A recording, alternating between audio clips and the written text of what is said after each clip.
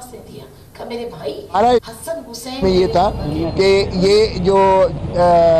نظر ثانی کی ہم نے آرٹیکل 188 میں ہم نے کی تھی، ہمارا استدلال یہ تھا کہ جب براہ راست سپریم کورٹ آرٹیکل 184(3) میں وہ معاملات صرف لے سکتی ہے جو معاملات پبلک انٹرسٹ میں، پبلک ایٹ لارج کے انٹرسٹ میں ہوں اور جن کا تعلق بنیادی حقوق کے استحصال یوزرپیشن کے ساتھ ہو، اور یہ ہمارا استدلال یہ تھا کہ جو کاگنیزنس لی گئی ہے وہ ایک تفتیش کے تساہل کی بنیاد پر، ایک انکوائری کی تساہل کی بنیاد پر، سلیکنس ان دی انکوائری، یہ تھا جس بنا پر لیا گیا کہ ایف آئی اے جو تفتیش کر رہی تھی اس معاملے میں وہ تساہل کا شکار تھی۔ تو ہمارا موقف استدلال یہ تھا کہ یہ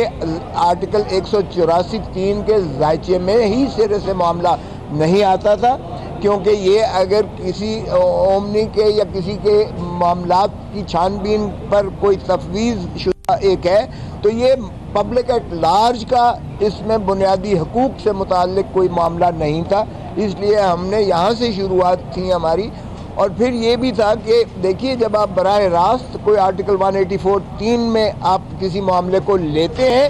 تو پھر سارے نیچے سے اپیل کے راستے، نگرانی کے راستے، نظر ثانی کے راستے وہ سارے مسدود ہو جاتے ہیں، وہ بند ہو جاتے ہیں، اور اسلام اور دنیا ساری کے قوانین یہ کہتے ہیں کہ کم از کم ایک اپیل کا حق جو ہے ہر شخص کو ہونا چاہیے، کیونکہ کوئی بھی عدالت ہو، چاہے وہ جتنی بھی بڑی عدالت ہو، اس میں بھی انسان ہوتے ہیں اور انسانوں میں فیصلے جو قوت فیصلہ ہوتی ہے وہ صحیح بھی ہوتی ہے، غلط بھی ہو سکتا ہے، اس لیے کبھی جو ہے یہ مسدود نہیں کرنا چاہیے، ختم نہیں ہونا چاہیے۔ اور آرٹیکل 184(3) میں جب کسی معاملے کو سپریم کورٹ لیتی ہے تو اس کا رائٹ آف اپیل ختم ہو جاتا ہے، اور آپ جانتے ہیں کہ ریویو جو ہوتی ہے، نظر ثانی جسے کہتے ہیں، نظر ثانی اپیل نہیں ہوتی ہے، نظر ثانی میں صرف محدود ایک وہ ہوتا ہے، کوریڈور ہوتا ہے جس میں آپ یہ کہہ سکتے ہیں کہ کوئی اس میں ایرر ہے، غلطی ہے جو ریکارڈ سے ہی واضح ہے، ریکارڈ سے مترشح ہے، یعنی آپ کو میرٹ میں ری ہیئرنگ کی نہیں اجازت ہوتی ہے۔ تو میں نے یہی عرض کیا کہ ایک تو آپ نے خود اپنی تقریر میں چیف جسٹس صاحب نے کہا تھا جب الوداعی تھی سابقہ وزیر اعظم کی کہ یہ آرٹیکل 184(3) میں ہم دیکھیں گے کہ رائٹ آف اپیل ہونا چاہیے، اور نہیں تو سپریم کورٹ رولز میں ہم کوشش کریں گے کہ انٹرا کورٹ اپیل رکھی جائے، کیونکہ اپیل جو ہے وہ وہی جج نہیں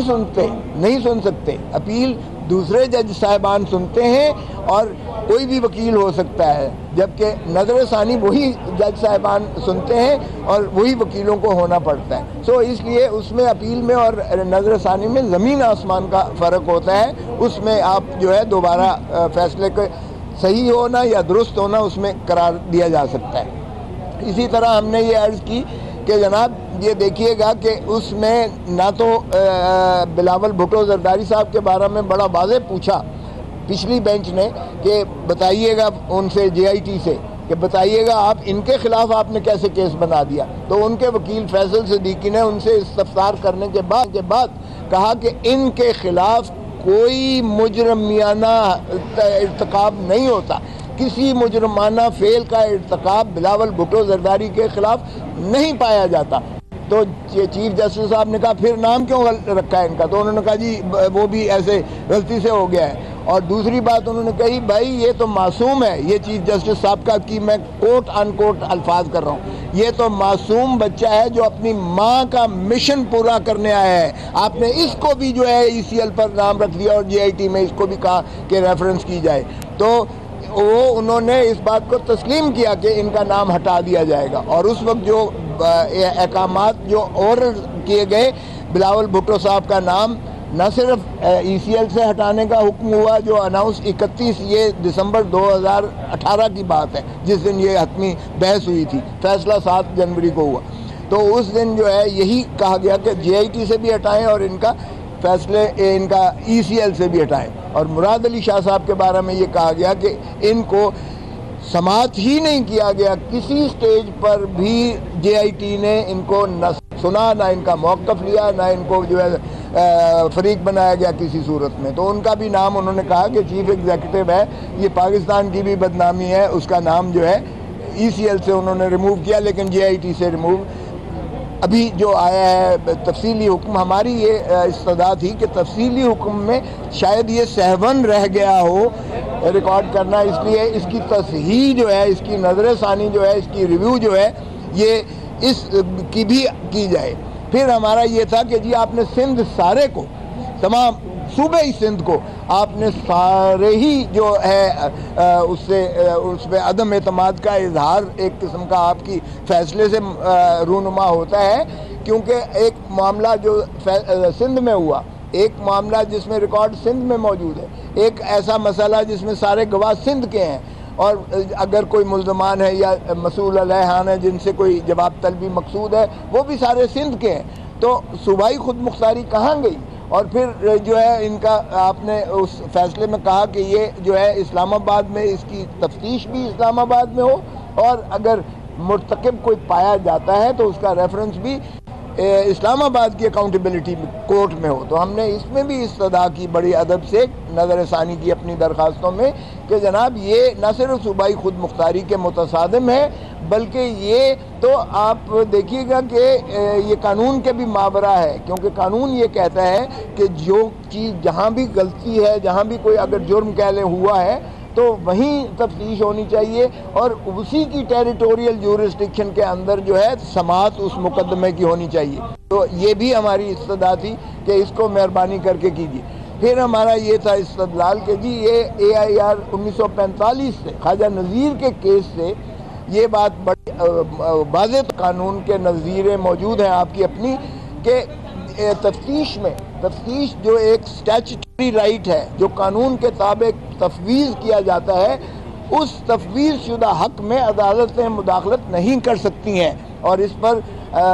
मैंने बहुत सारे केसेस की नज़ीरें पेश की कि आपने ये जो कंस्ट्रेंट्स लगा दी हैं इस तफ्तीश में कि 14 दिनों के अंदर इसकी रिपोर्टें सबमिट की जाएँ, 2 महीने के अंदर तफ्तीश मुकम्मल की जाए, और मॉनिटरिंग जजेस बनाए जाए, और इसमें वगैरह वगैरह जितनी आपने इसमें बंदिशें लगा दी हैं, ये कानून इस चीज़ की इजाज़त नहीं देता। मेहरबानी करके इसको भी नज़र सानी कीजिएगा, इसको भी रिव्यू कीजिएगा।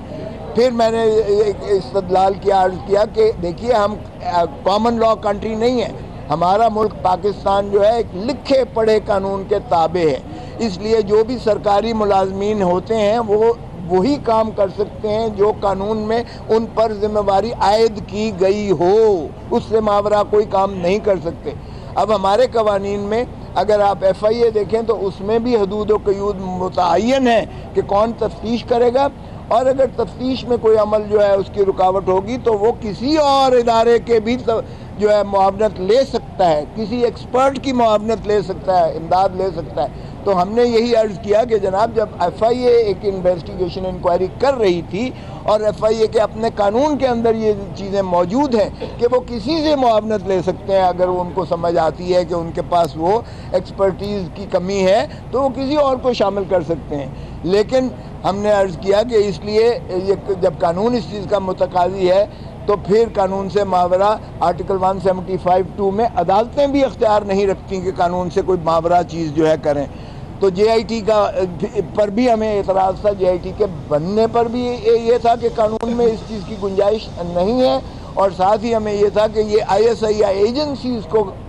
इन्वॉल्व करना इन सिविलियन इन्वेस्टिगेशंस में, ये उनके पेशा वराना जो है उसमें भी मुदाखलत एक किस्म की होती है, और कानून भी इस चीज़ की इजाज़त नहीं देता। इसलिए हमने अर्ज़ किया कि मेहरबानी कीजिएगा, इस बिना पर भी JIT ये जो है गलत है बनी है, और इसको नहीं होना चाहिए था। और JIT में एजेंसीज़ के अफसरान का, ब्रिगेडियर्स की मौजूदगी जो है वो किस लिए रखी गई, कि क्या वो कोई ख़ास